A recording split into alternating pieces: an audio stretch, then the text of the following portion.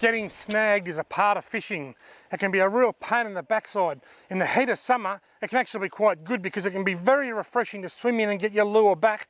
And no doubt you've seen me do that in a lot of my fishing videos. But I think I could be a bit of a bad role model for a lot of people because it can also present a few risks. And in this video, I want to talk about some of those risks because I don't want any of you wonderful people putting your lives at risk trying to copy the things that I do.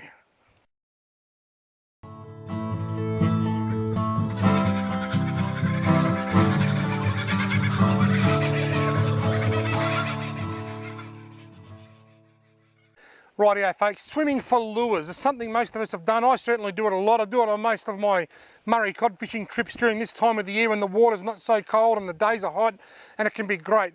But it does present a few risks. The first and by far the most important message I need to get across is that you should not swim in gumboots. Now you've probably seen me swimming across the river in gumboots to get lures off.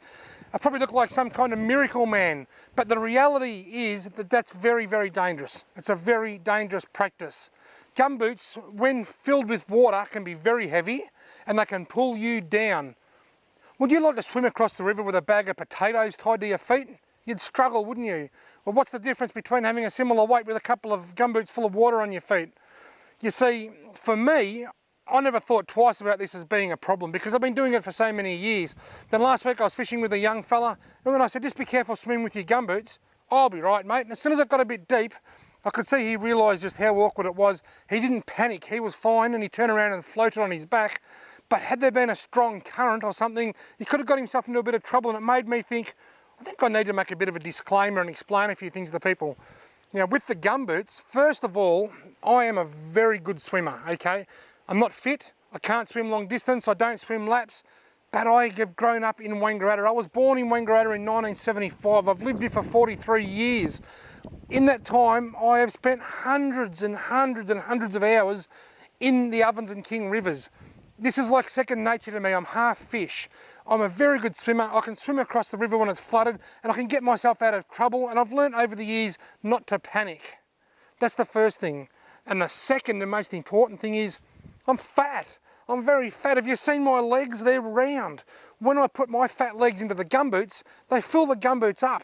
Water still gets in, but not very much because there's not much room for the water in my gumboot. If I had a really scrawny little skinny leg and there was heaps of room around my legs for the water, then the gumboots could fill up with water and I could get myself into a bit of trouble when I went swimming and I wouldn't be able to swim.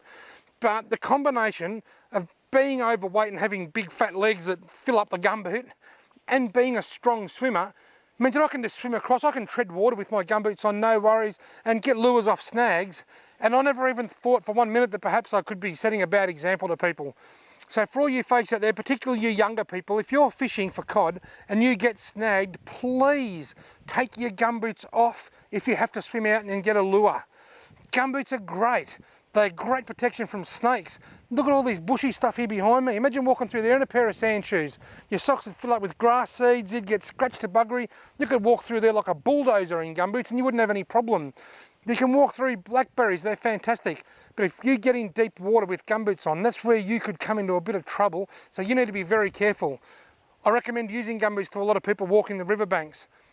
Get used to them first. You don't want to get too many blisters, but they are quite a versatile shoe for wading. However, they're not good for swimming. Now, if you get snagged, take your gumboots off. Swim across in bare feet. Swim across in your socks.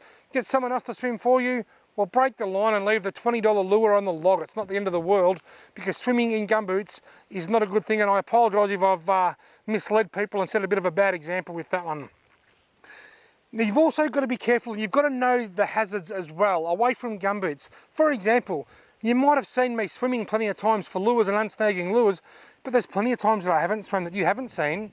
In particular, early in the season or after rain, if there's quite a bit of water coming down the river, there's a strong flow of water. You won't see me swimming amongst big logs if there's a risk that the current could push me under them logs and trap me down there. I'll snap the lure in a heartbeat. Don't you worry about that. If I'm on my own and it's a precarious sort of a situation, I won't go in. I'll just snap the line. I'll get another lure. If I'm with a mate and it's a half sort of precarious situation, I might go in and get my mate to keep an eye on me. But if I'm on my own, I won't. If I'm on my own and it's easy, I'll go in, no worries at all. It's all about being in control of the situation, knowing your ability to swim. How good a swimmer are you? Are you a good swimmer? Do you feel safe? Are you going to feel safe swimming out of that log, or are you going to feel scared? Because if you're going to feel scared, don't do it. Break the line. I'll tell you something that happened to me years ago. I was down below Yarrawonga fishing with my good mate Sandy, the camo man actually, fishing with the camo man, and I got snagged using a hard body lure with front and back treble hooks. So I swam out, I've dived down about 6 or 7 feet, it was quite a long way down, and what had happened, the front trebles, or the one of the trebles, the front or the back, the trebles had dug into some thick green cord. And then, while I was treading water, and while I was underwater, the other trebles that weren't stuck in the green cord got stuck in my shoelace. Suddenly, I was pinned underwater. The front and the back trebles the one treble was in the rope, the other treble was in my shoe. What do? I panicked. Being a good swimmer didn't help me, I panicked. I thrashed around like a lunatic and it straightened the hook on the lure and I got out. But that was only a small lure. Imagine if something like that happened with a big lure. And that can happen, that sort of thing can happen. You can become tangled in fishing line and get stuck underwater if you're not careful. So folks, if you want to swim for a lure, make sure you're in control of the situation. Make sure you're comfortable, you're confident and you're not scared and you know you're going to be okay. If in doubt, just break the line and do not swim with gumboots on. Even if you've seen me do it, doesn't mean it's right. Do not ever swim with gumboots on. And one thing to ask yourself, is it worth risking your life for the sake of a lure? Seriously, if you've got even a really expensive wake bait worth $70 or $80, that's only a couple of bottles of scotch. It's only a couple of slabs of beer. It's only a couple of weeks petrol or a week or so's petrol. It's not the end of the world. It's better than losing your life by trying to risk everything just for the sake of a $70 or $80 lure. Or what if it's a $15 stump jumper? I can't even get lunch from McDonald's for $15. Just break the line. Go and get another one. They still make them. It's not the end of the world. You'll find the money somewhere. Put your safety first, folks, because no doubt we've all got mums, dads, kids, brothers, sisters that want us to come home from our fishing trip.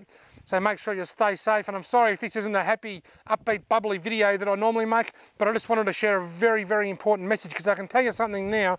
Some of the kids that I went to school with back in the 80s and 90s, they're not with us anymore. Just from swimming accidents alone. I've lost a number of schoolmates from swimming accidents alone. Some involving alcohol and some not. So make sure you stay safe, folks, because it can easily happen to you.